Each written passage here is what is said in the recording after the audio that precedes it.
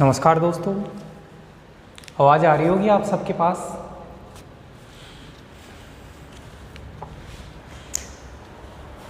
तो good morning friends, Shyam education परिवार में आपका स्वागत है।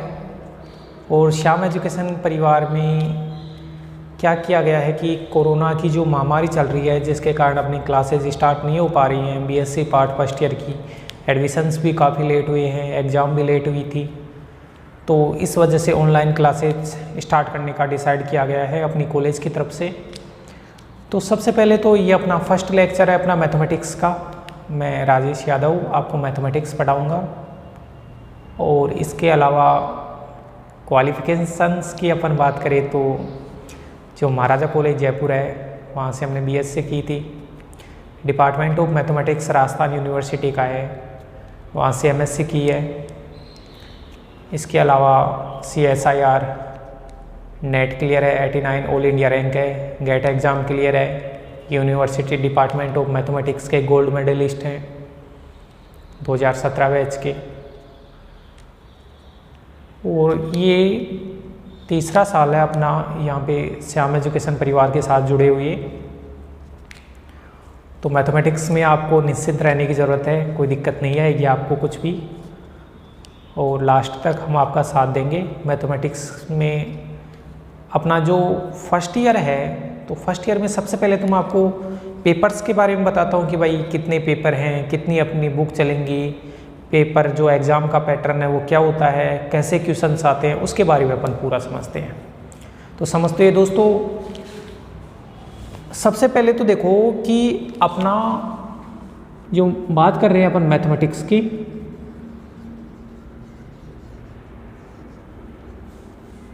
तो मैथमेटिक्स के अंदर बात करें कि 150 मार्क्स का पेपर होता है। 150 मार्क्स का पेपर होता है अपना। 150 मार्क्स 150 मार्क्स में दोस्तों 120 मार्क्स तो अलग होते हैं और अपने 30 मार्क्स अलग होते हैं।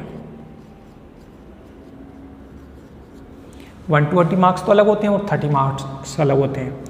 ये 30 मार्क्स तो होते हैं, ये अपनी प्रायोगिक परीक्षा के होते हैं, जो प्रैक्टिकल जिसको आप बोलते हो, प्रायोगिक परीक्षा जो अपनी कॉलेज के अंदर कंडक्ट करवाई जाएगी आपकी, जिसमें अपना वाइवा भी होता है और रिकॉर्ड भी बनाना पड़ता है अपने को। 5 नंबर का तो वाइवा होता है, जो मौखिक आपसे क्वेश्चन पूछेगा, जो भी एक्सटर्नल यूनिवर्सिटी की तरफ से आएगा।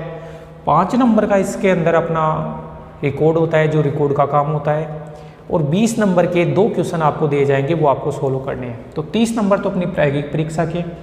तो ये तो जो 30 नंबर हैं, आपका पूरी साल का कॉलेज में व्यवहार कैसे रहता है, आप रेगुलर आ रहे हो या नहीं आ रहे, आप नियमित रूप से पढ़ रहे हो या नहीं पढ़ रहे, आपका अनुशासन कैसा है, आपने रिकॉर्ड बनाया या नहीं बनाया, उसके ऊपर डिपेंड करते हैं ये। और ये 120 मार्क्स के अपने को 3 पेपर करने हैं, जो अपनी यूनिवर्सिटी की एग्ज़ाम्स होती हैं। 3 पेपर करने हैं, तो मैं ऐसे बोल सकता हूँ कि भाई 40 मार्क्स 40 मार्क्स 40 मार्क्स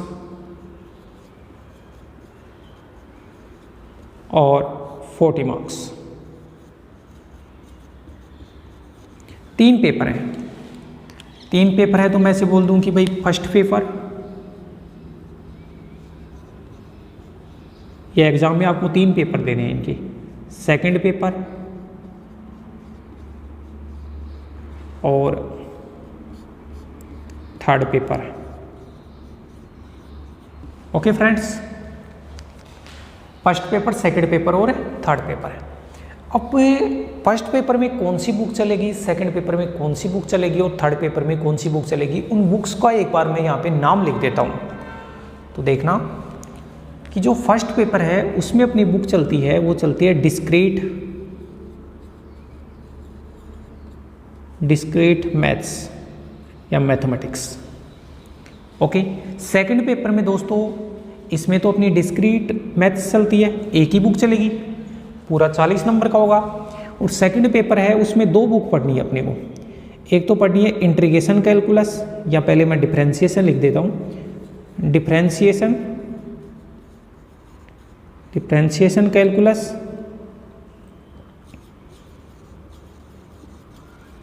और एक चलेगी अपनी इंटीग्रेशन कैलकुलस, इंटीग्रेशन कैलकुलस।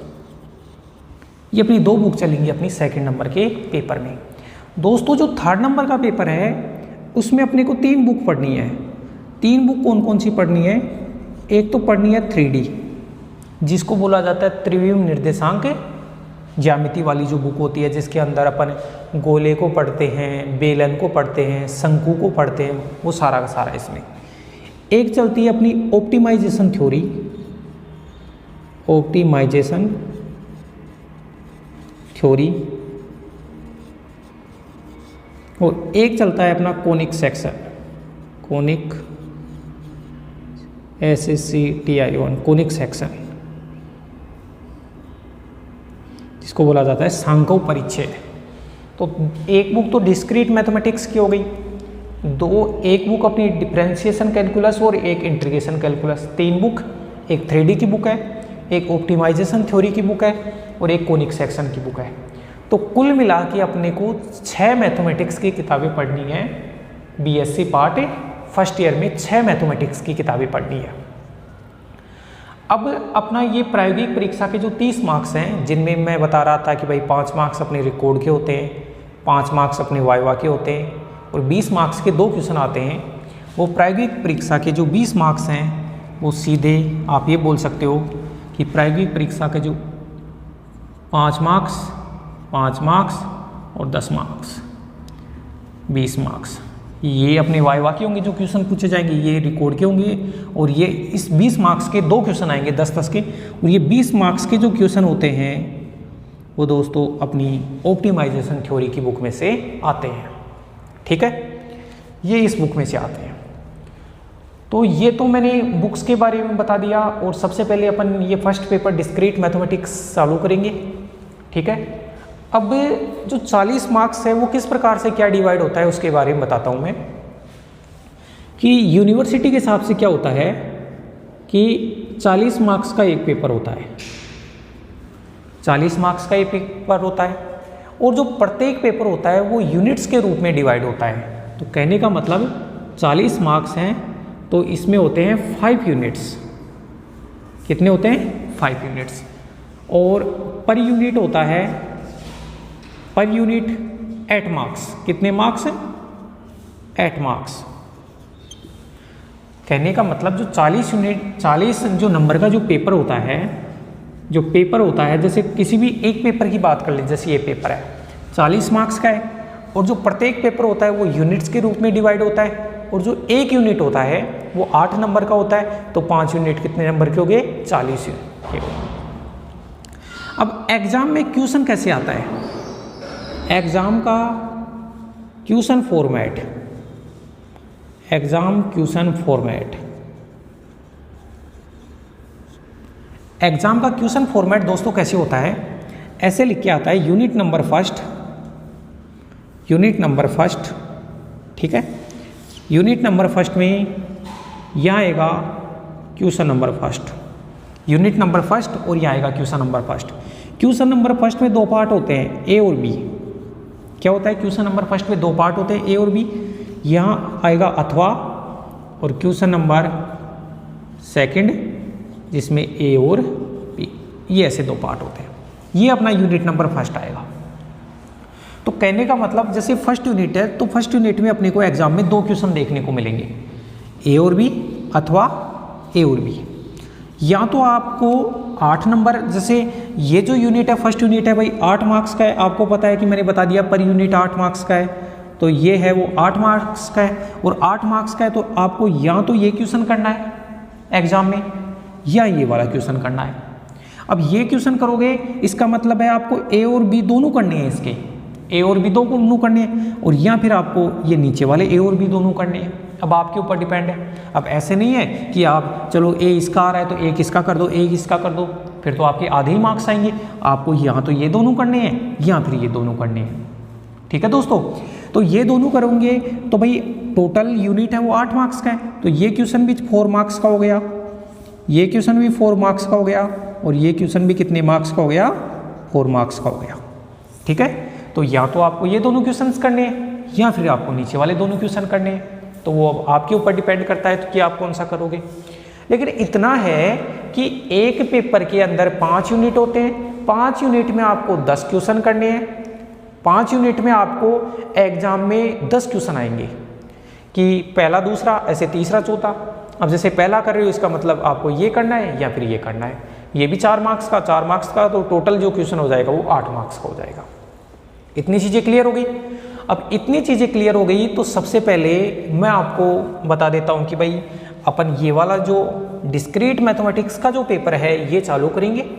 इनको सबको समझ लेना, ये तो बेसिक अपनी इन्फॉर्मेशंस हैं कि पेपर का फॉर्मेट क्या होता है, क्योंकि आपने 12th क्लास में जैसे एक बुक पढ़ के आए हो और एक बुक पढ़ के आए हो, तो अब आपको हो सकता है कि आप सोच रहे हो कि सर इतने ये है कि इतनी बुक्स हैं, उसमें क्या होगा क्या नहीं होगा। तो 6 बुक्स हैं, बहुत आसानी से हो जाएंगी। अभी सिलेबस के बारे में पता नहीं कि वो कम होगा नहीं होगा, अब जब तक कम नहीं होगा तब तक अपन तो पूरा ही मान के चलेंगे कि भाई अपना पूरा सिलेबस है। तो ठीक है दोस्तों, अपने डिस्क्रीट चालू करते हैं, उसमें फर्स्ट यूनिट चालू करते हैं। तो एक बार आप इसको उतार लियो इस पूरे फॉर्मेट को, ताकि आपको समझ में आ जाएगा कि किस प्रकार का पेपर आता है बीएससी फर्स्ट ईयर में और किस प्रकार से अपने क्वेश्चन करनी है। आपको या तो ये दोनों क्वेश्चन करने हैं या ये दोनों क्वेश्चन करने हैं, ये भी 8 मार्क्स के हैं, ये भी 8 मार्क्स के। ऐसा है जैसे यूनिट फर्स्ट में है वैसा ही प्रत्येक यूनिट में होता है। तो इन सबको राइट डाउन कर लो, फिर अपन आगे बढ़ते हैं।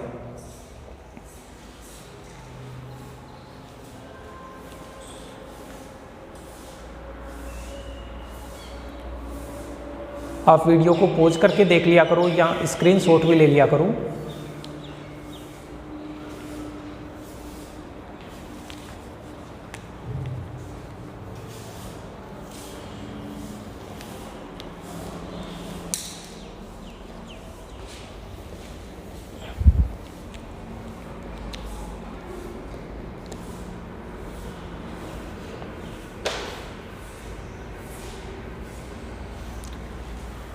ठीक है, तो मैं इसको हटा देता हूँ एक बार, आप दोबारा से देख लेना वीडियो को चलाकर, अगर कोई प्रॉब्लम हो तो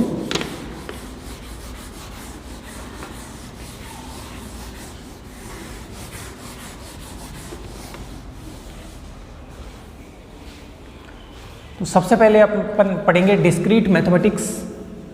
एक बार देख लेते हैं अपन।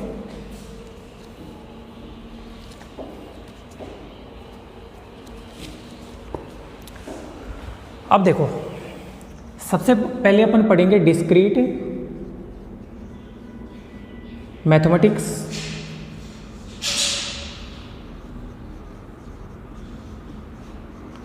जिसको बोला जाता है विविक्त मैथमेटिक्स। ये अपना पेपर फर्स्ट है। कौन सा पेपर है ये? बीएससी पार्ट फर्स्ट का पेपर फर्स्ट। अब पेपर फर्स्ट हो गया। ठीक है दोस्तों, अब पेपर फर्स्ट में सबसे पहले अपन पढ़ते हैं यूनिट फर्स्ट। सबसे पहले अपन पढ़ते हैं यूनिट फर्स्ट। अब यूनिट फर्स्ट के लिए अपने को 2 चैप्टर पढ़ने हैं। डिस्क्रीट मैथमेटिक्स के 2 चैप्टर पढ़ने हैं यूनिट फर्स्ट के लिए। पहला जो चैप्टर है मैं लिख देता हूं चैप्टर नंबर फर्स्ट और चैप्टर नंबर सेकंड। ये 2 चैप्टर पढ़ने हैं, क्योंकि अगर आप एक पहला चैप्टर पढ़ लोगे तो आपका पहला अथवा के ऊपर का पूरा कंप्लीट हो जाएगा मैटर, और इसको पढ़ेंगे तो अथवा के नीचे का कंप्लीट हो जाएगा। तो अभी तो मैं आपको ये दोनों ही पढ़ा देता हूँ, फिर एग्जाम में आपके ऊपर डिपेंड करेगा कि आप ये पढ़ोगे या ये पढ़ोगे, लेकिन फिलहाल तो अपन पूरा ही पढ़ लेते हैं। अब दोस्तों, जो चैप्टर नंबर फर्स्ट है उसका जो नाम है वो है sets and propositions. Sets and propositions, Hindi में बोला जाता है इसको समुच्चय एवं साध्य। ये साध्य क्या होता है कि भाई कोई भी स्टेटमेंट अपने को दिया है उसको साध्य कहा जाता है, वो आगे आ जाएगा। चैप्टर नंबर 2 है, उसका जो नाम है, चैप्टर नंबर फर्स्ट है उसका नाम तो सेट्स एंड प्रोपोजिशंस है, और चैप्टर नंबर 2 है उसका नाम है relations relations and functions. Chapter number first है। चैप्टर नंबर फर्स्ट का नाम तो सेट्स एंड प्रोपोजिशंस हो गया और इसका नाम है रिलेशन एंड फंक्शंस।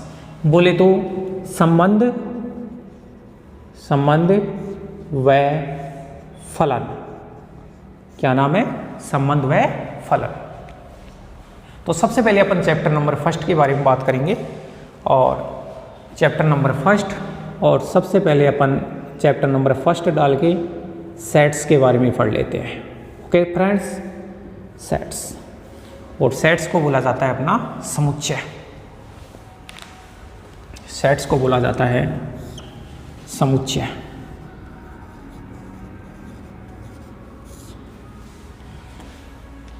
अब देखो, जैसे समुच्चय के बारे में मैं मानता हूं कि आपको पता होगा। क्यों पता होगा? क्योंकि दोस्तों 11th क्लास में अपनी मैथमेटिक्स की जो बुक चलती है उसका पहला जो चैप्टर है वो अपना सेट ही है, और इसके अलावा चैप्टर नंबर आपकी 12th क्लास के अंदर भी आपकी जो मैथमेटिक्स की बुक चलती है उसका पहला जो चैप्टर है वो सेट ही है, समुच्चय। तो बताओ कि भाई सेट की जो डेफिनेशन है वो क्या होती है? तो अपन ने ये पढ़ा है कि a well defined collection of distinct objects is called a set. Hindi में बोले तो सुस्पष्ट सुपरिभाषित वस्तुओं का जो संग्रह होता है वो समुच्चय होता है। लेकिन आज तक ये परिभाषा का मतलब आपने क्या पढ़ा था, लेकिन आज एक अच्छी टेक्निक बताता हूँ आपको सेट को याद रखने की। देखो सेट क्या होता है कि जैसे मान लो कि क्लास में 40 स्टूडेंट बैठे हुए हैं और मैं कोई स्टेटमेंट बोलता हूँ मेरी तरफ से। अगर उस स्टेटमेंट को सुनकर सारे क्लास के स्टूडेंट्स के दिमाग में सिर्फ एक इमेज बने, तब तो मैं जो स्टेटमेंट बोल रहा हूँ वो सेट है, वरना सेट नहीं है। जैसे मैंने बोला कि the prime minister of India, the prime minister of India मैंने बोला तो सारे बच्चों के दिमाग में आ गया कि भाई नरेंद्र मोदी की बात कर रहे हैं सर, तो सबके दिमाग में सेम इमेज आएगी ना, तो वो सेट हो गया। लेकिन दोस्तों अगर मैं ऐसे बोल दूं कि the most beautiful lady of the world, the most beautiful lady of the world, तो बताओ फिर आप कैसे पता लगाओगे कि भाई ब्यूटीफुल कौन है? और मेन चीज़ ये है कि सब लोगों के दिमाग में सेम इमेज बनेगी, ये जरूरी थोड़ी ना है। भाई कोई किसको ब्यूटीफुल मानता है, कोई किसको ब्यूटीफुल मानता है, और ब्यूटीफुलनेस मापने का कोई तरीका भी नहीं है। तो कुल मिला के समुच्चय क्या होता है कि उन वस्तुओं का, उन व्यक्तियों का, उन ऑब्जेक्ट्स का कलेक्शन होता है, उनका संग्रह होता है जो वेल डिफाइन हो। वेल डिफाइन का मतलब ये है कि कोई भी अगर वो आपको ऑब्जेक्ट बोले तो उस ऑब्जेक्ट को आप देखकर ये बता सकते हो कि ये सेट में आएगा या नहीं आएगा, तो उसको सेट कहा जाता है। अब दो वर्ड है, एक तो होता है कलेक्शन और एक होता है सेट। कलेक्शन को बोला जाता है संग्रह और सेट को बोला जाता है समुच्चय। तो क्या होता है कि भाई कलेक्शन का सेट होना जरूरी नहीं, कलेक्शन का सेट होना जरूरी नहीं, लेकिन सेट होता है वो हमेशा कलेक्शन होता है। कैसे?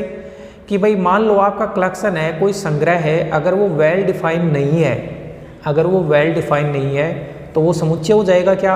समुच्चय बिल्कुल नहीं होगा, क्योंकि समुच्चय की परिभाषा क्या होती है कि a well defined collection of distinct objects, कि सुस्पष्ट सुपरिभाषित वस्तुओं का जो संग्रह होता है वो समुच्चय कहलाता है। तो संग्रह का समुच्चय होना जरूरी नहीं है। जैसे दोस्तों कि मैं एक एग्जाम्पल बोलूँ कि the fat students of BSc part first, कि बीएससी पार्ट फर्स्ट के मोटे स्टूडेंट, मैंने ये बोला। अब बताओ इस स्टेटमेंट को सुनकर आप बता सकते हो क्या कि भाई इस सेट में मैं कौन से एलिमेंट्स, कौन से स्टूडेंट्स की बात कर रहा हूँ? आप नहीं बता सकते ना। लेकिन अगर मैं इसी स्टेटमेंट को ऐसे बोल दूँ कि the students which weight is greater than 70 kg, कि ऐसे स्टूडेंट्स जिनका वेट है वो 70 kg से ज़्यादा है, तो 70 kg से ऐसे स्टूडेंट्स का वेट ज़्यादा है तो आप आराम से सारे स्टूडेंटों का वेट मेजर कर सकते हो, और वेट को मेजर करने के बाद में उन स्टूडेंट्स को आप अलग से छांट सकते हो जिनका वेट 70 kg से ज़्यादा है, तो वो अपने सेट के एलिमेंट हो जाएंगे। तो जब तक आपका सेट है वो वेल डिफाइन नहीं होता है तब तक वो एक संग्रह होता है, वो कलेक्शन होता है, और जब कलेक्शन वेल डिफाइन हो जाता है तो वो क्या बन जाता है कि सेट बन जाता है। अब बेसिक चीज़ें हैं कि भाई सेट होता है उसको इंग्लिश के कैपिटल लेटर से दर्शाया जाता है, सेट के एलिमेंट्स होते हैं उनको इंग्लिश के स्मॉल लेटर से दर्शाया जाता है, सेट जो होता है उसके एलिमेंटों को मजले ब्रैकेट में लिखा जाता है, सेट होता है उसमें एलिमेंट्सों का रिपीटेशन नहीं होता है। तो ये सारी चीज़ें अपन पढ़ के आए हैं, इन सारी चीज़ों को एक बार मैं यहाँ पे नोट डाउन कराऊंगा आपको। तो इसको मैं हटा देता हूँ और सेट दोबारा से चालू करके जो भी मैंने बोला है, जो भी डेफिनेशन है सेट की, बहुत सारी एग्जांपल्स करके मैं लिख देता हूँ। ठीक है दोस्तों, अब अपन आगे बढ़ते हैं। तो समुच्चय की परिभाषा जहाँ तक मैं मानता हूँ सब बच्चों को समझ में आ गई होगी और सब जानते भी हैं इसके बारे में पहले से भी। ठीक है, तो मैं इसको हटा रहा हूँ।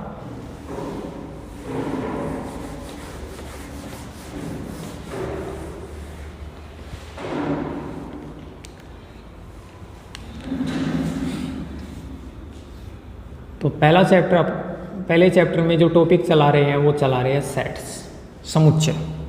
समुच्चय की सबसे पहले परिभाषा, डेफिनेशन। तो सुस्पष्ट, भाई हिंदी मीडियम के बच्चे हैं तो उस प्रकार से लिखते हैं अपन। ये इंग्लिश मीडियम वालों के लिए भी, इंग्लिश मीडियम वाले अगर डेफिनेशन लिखे तो लिख देना कि a well defined collection of distinct objects, a well defined collection of distinct objects is called a set. तो डेफिनेशन में लिखूंगा कि सुस्पष्ट, सुपरिभाषित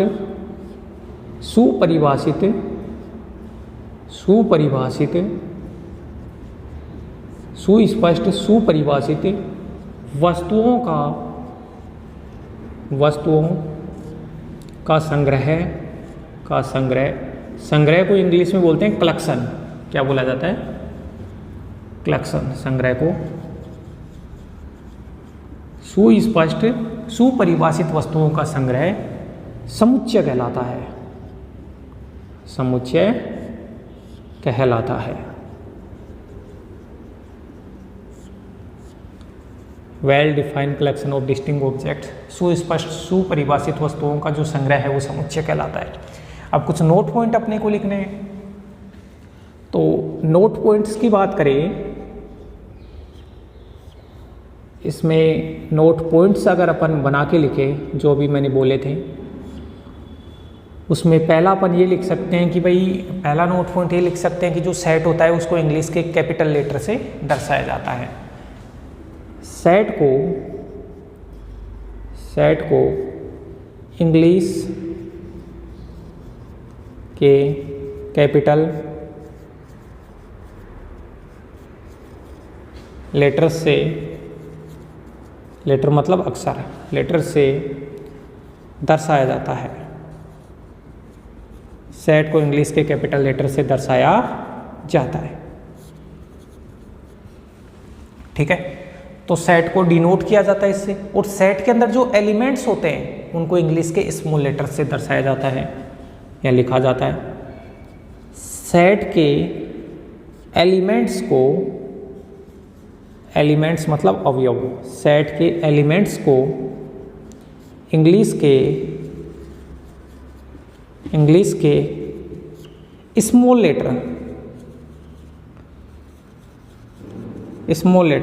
लेटर्स बोले तो दैट इज मतलब एग्जाम्पल, जैसे ए हो गया, बी हो गया, सी, ऐसे। दैट इज का मतलब इसको बोलते हैं दैट इज मतलब जैसे एग्जाम्पल हो गया, ए बी सी से स्मॉल लेटर्स से दर्शाया जाता है या से दर्शाते हैं या लिखते हैं, एक ही बात है। तीसरी चीज़ दोस्तों मैं ये लिख सकता हूँ कि जो सेट है उसके एलिमेंटों को मजले ब्रैकेट में लिखा जाता है। सेट के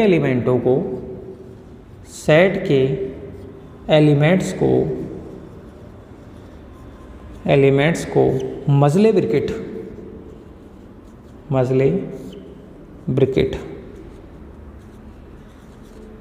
मजला ब्रैकेट ये होता है, में लिखा जाता है, में लिखा जाता है। सेट के एलिमेंटों को मजले ब्रैकेट में लिखा जाता है। चौथा बोल सकता हूं कि सेट में कोई भी एलिमेंट है उसको दो बार नहीं लिखा जाएगा, मतलब एलिमेंटों का रिपीटेशन नहीं होता है। सेट में एलिमेंट्स की पुनरावर्ती, रिपीटेशन, पुनरावर्ती नहीं होती है, पुनरावर्ती नहीं होती है। तो ये बेसिक चीज़ें हैं जो आप जानते भी हो, लेकिन अपन नोट्सों के हिसाब से बना रहे हैं तो उसी के हिसाब से पढ़ा रहे हैं, तो इनको उतार लेना। अब देखो दोस्तों, एक नोट पॉइंट है, जैसे मान लो कि ऐसे लिखा हुआ है कि x belongs to capital A। Capital A कोई सेट है और x belongs to capital A, इसको ये जो है ना, ये चिन्ह, इसको बोला जाता है बिलोंग्स टू। क्या बोला जाता है? Belongs to. या फिर हिंदी में बोलते हैं कि अवयव है, अवयव है, ऐसे बोला जाता है इसको। कि कैपिटल A तो सेट हो गया और x इसका एलिमेंट है, तो x belongs to capital A, मतलब x है वो कैपिटल A का मेंबर है, x है वो इस सेट का मेंबर है, उसको तो ऐसे लिखेंगे, x है वो कैपिटल A का अवयव है। लेकिन अगर मान लो ऐसे लिखा हुआ है कि ये ऐसे कटा हुआ है, तो इसको पढ़ा जाता है डज नॉट बिलोंग्स टू। क्या पढ़ते हैं इसको?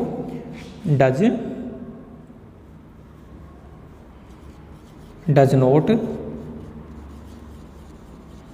बिलोंग्स टू, इसको पढ़ते हैं डज नॉट बिलोंग्स टू, मतलब कि x है वो कैपिटल A का मेंबर नहीं है।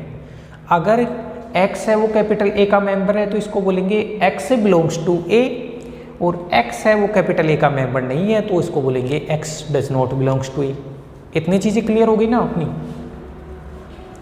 अब अपन लिखते हैं एग्जाम्पल्स ऑफ सेट्स।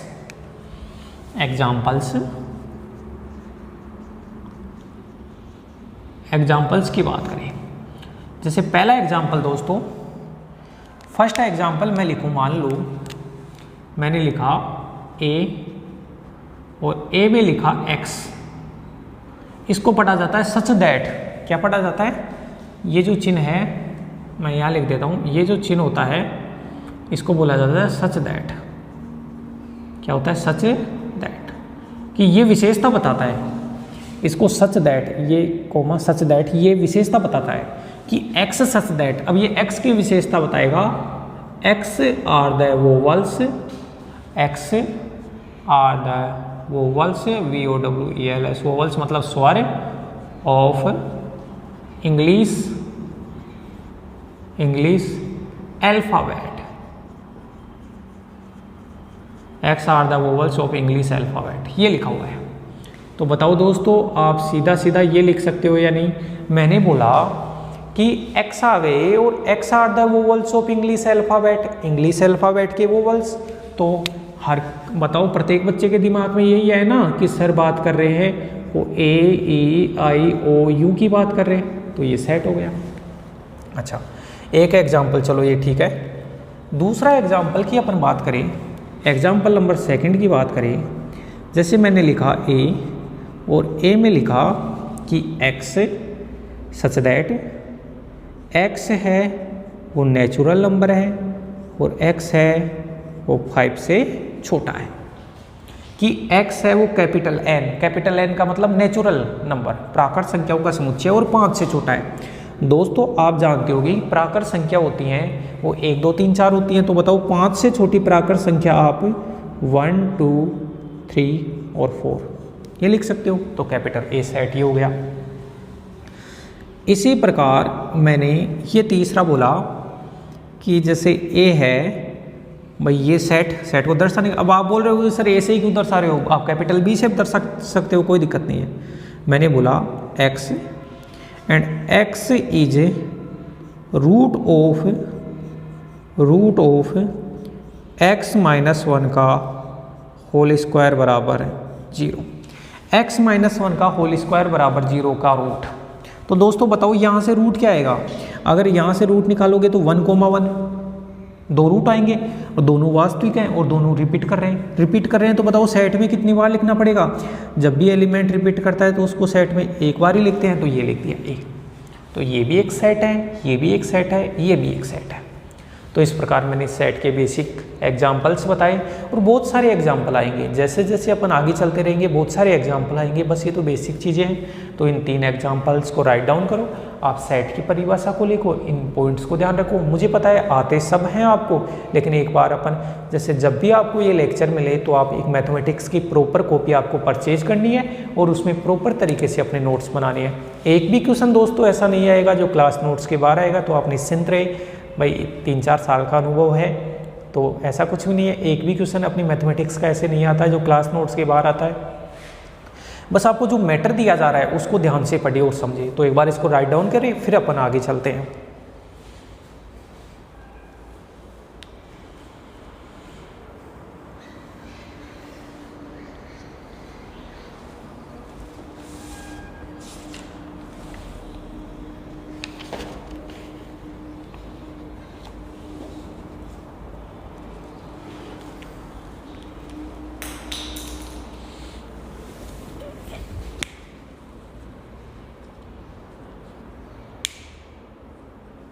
ठीक है दोस्तों, आगे बढ़ते हैं। अब कुछ स्टैंडर्ड सेट्स की बात कर लेते हैं जो बार बार अपने काम में आएंगे। हटा देता हूं मैं इसको, वीडियोज को ऑनलाइन देखना है आपको।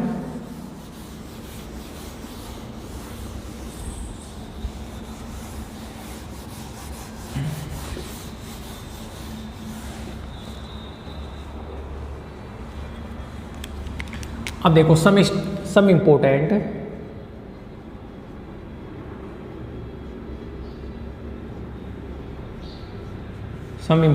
Standard sets.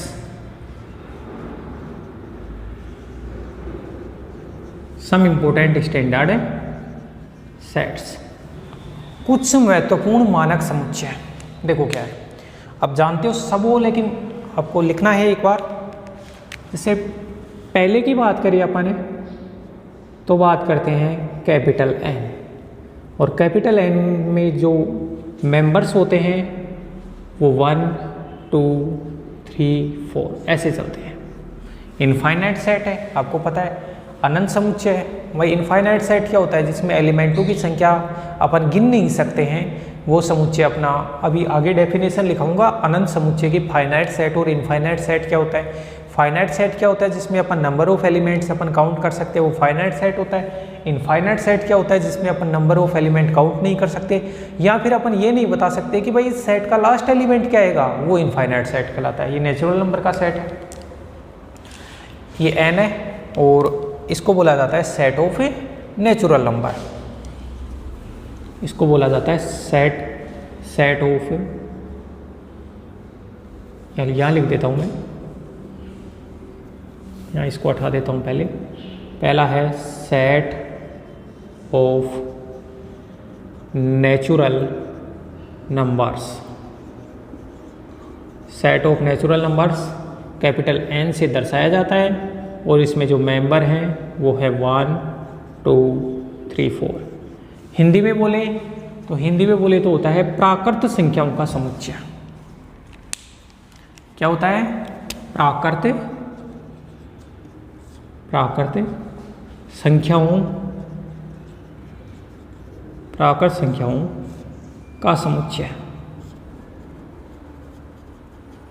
Set of natural number हो गया। दूसरा दोस्तों बात करें set of whole numbers. Set of whole numbers, ये क्या होता है दोस्तों? ये होता है पूर्ण संख्याओं का समुच्चय। हिंदी में बोलते हैं पूर्ण संख्याओं का समुच्चय। पूर्ण संख्याओं का समुच्चय, और पूर्ण संख्याओं के समुच्चय को अपन दर्शाते हैं W से, और इसके अंदर सारे के सारे नेचुरल नंबर तो आते ही हैं, सारे के सारे नेचुरल नंबर आते हैं, बस केवल 0 और आ जाता है। 1 2 3 4 ये सारा चलता है, इसको बोला जाता है सेट ऑफ होल नंबर्स। तीसरी बात करें दोस्तों, वो होता है सेट ऑफ इंटीजर्स।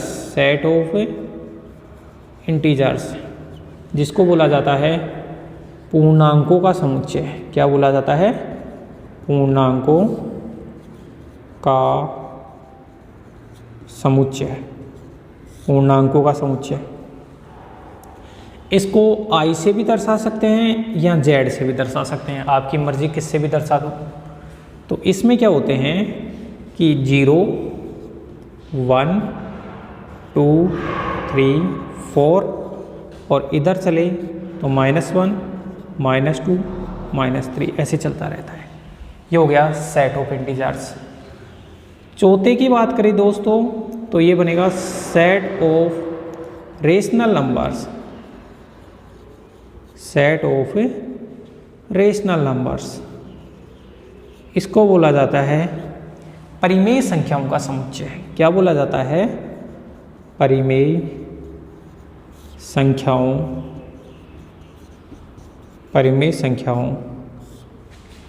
का समुच्चय। परिमेय संख्याओं का समुच्चय। इसको दर्शाया जाता है क्यों से? परिमेय संख्याओं के समुच्चय को दर्शाया जाता है क्यों से। अब दोस्तों परिमेय संख्या कैसी है? जैसे 2/3 3/4, तो ये अपन ने पढ़ा है ना पहले कि p/q रूप की परिमेय संख्या है कि p और q होने चाहिए वो इंटीजर्स होने चाहिए, p और q है वो पूर्णांक होने चाहिए, साथ में हर में कभी 0 नहीं आना चाहिए, q का मान 0 नहीं होना चाहिए, एंड p व q सापेक्षिक अभाज्य हो। सापेक्षिक अभाज्य हो।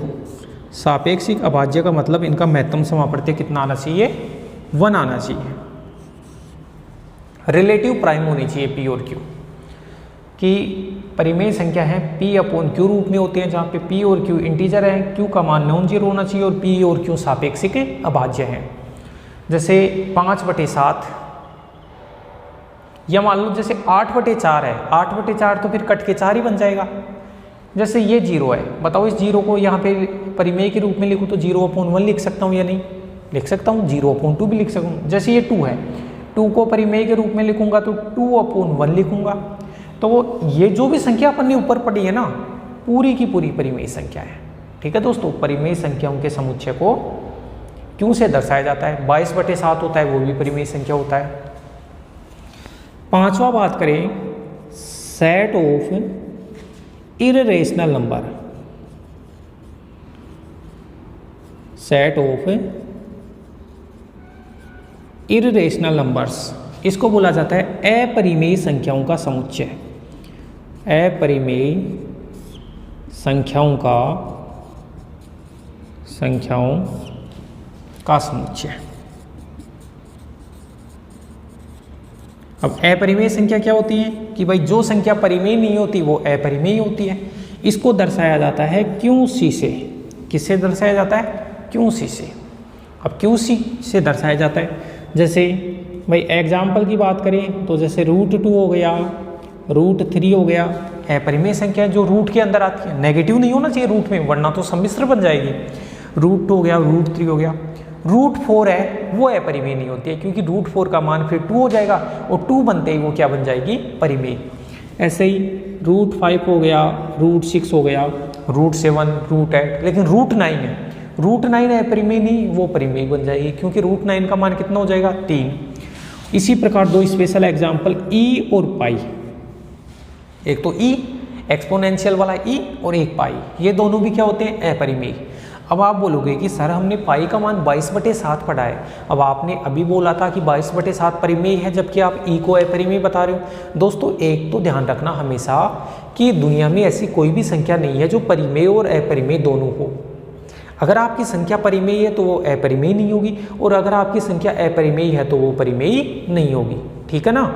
ऐसे कॉमन आता ही नहीं है। परिमेय और अपरिमेय में कॉमन का मतलब इनका अगर इंटरसेक्शन लो ना तो वो हमेशा कितना आता है? 5 आता है। तो आप देखो, आपको ये दिक्कत हो सकती है कि अभी आपने तो 22/7 को परिमेय बता देता, जबकि पाई को अपरिमेय बता रहे हैं। तो दोस्तों हमेशा ध्यान रखना कि जो पाई है, पाई का मान 22/7 एग्जैक्टली 22/7 नहीं होता, पाई का मान लगभग बराबर होता है 22/7। ये इसलिए लिया जाता है ताकि आप कैलकुलेशन में आसानी हो सके आपकी, ठीक है ना। एग्जैक्टली 22/7 नहीं है, अगर एग्जैक्टली 22/7 होता तो फिर ये परिमेय क्या बन जाता, ये जो पाई है वो क्या बन जाता, परिमेय संख्या बन जाता। तो ये ध्यान रखना, ये होता है अपना set of irrational number. 6 number की बात करें दोस्तों तो ये है set of real number, set of real number जिसको बोला जाता है वास्तविक संख्याओं का समुच्चय, वास्तविक संख्याओं का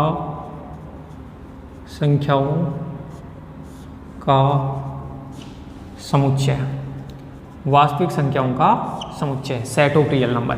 सेट ऑफ रियल नंबर को आर से दर्शाया जाता है, ऐसे डबल बार भी लिख देता हूँ, ये कोई दिक्कत नहीं, हाँ ऐसे लिख दो या ऐसे लिख दो, एक ही बात है। तो वास्तविक संख्याओं के समुच्चय को आर से दर्शाया जाता है।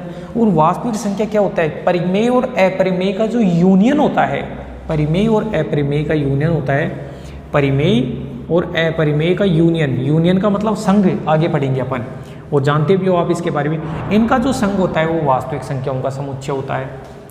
7वां है दोस्तों set of complex number, set of complex numbers, set of complex numbers, इसको बोला जाता है सम्मिश्र संख्याओं का, सम्मिश्र संख्याओं का समुच्चय, सम्मिश्र संख्याओं का समुच्चय, सेट ऑफ कॉम्प्लेक्स नंबर, सम्मिश्र संख्याओं का समुच्चय।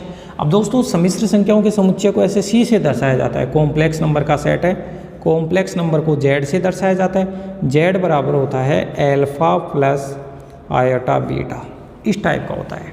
और यहाँ पे जो अल्फा और बीटा आ रहे हैं ना, अल्फा और बीटा आ रहे हैं वो होते हैं रियल नंबर्स, अल्फा और बीटा आ रहे हैं वो क्या होते हैं, real number. Alpha plus iota beta type का होता है।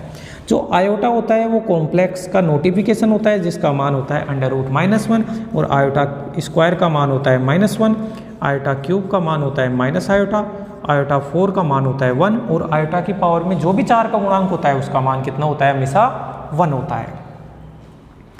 अब दोस्तों प्रत्येक संख्या को सम्मिश्र संख्या लिख सकते हैं। जैसे कोई भी वास्तविक संख्या 5 है, मान लो 5 को आप लिख दो 5 + 0 आयोटा, इस रूप में लिख गया ना, तो ये अपना कॉम्प्लेक्स बन गया। मान लो -3 है तो इसको लिखोगे -3 + 0 आयोटा।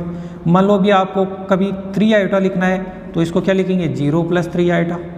आपको 0 लिखना है तो 0 को लिखेंगे 0 + 0 आयोटा। तो प्रत्येक संख्या को क्या होती है, अपनी कॉम्प्लेक्स संख्या होती है। तो इसको सबसे बड़ा इनफाइनाइट सेट माना जा सकता है और ये सबसे छोटा इनफाइनाइट सेट होता है। तो इनके बारे में अपन ने लिखा है, एक बार आप इसको राइट डाउन करो।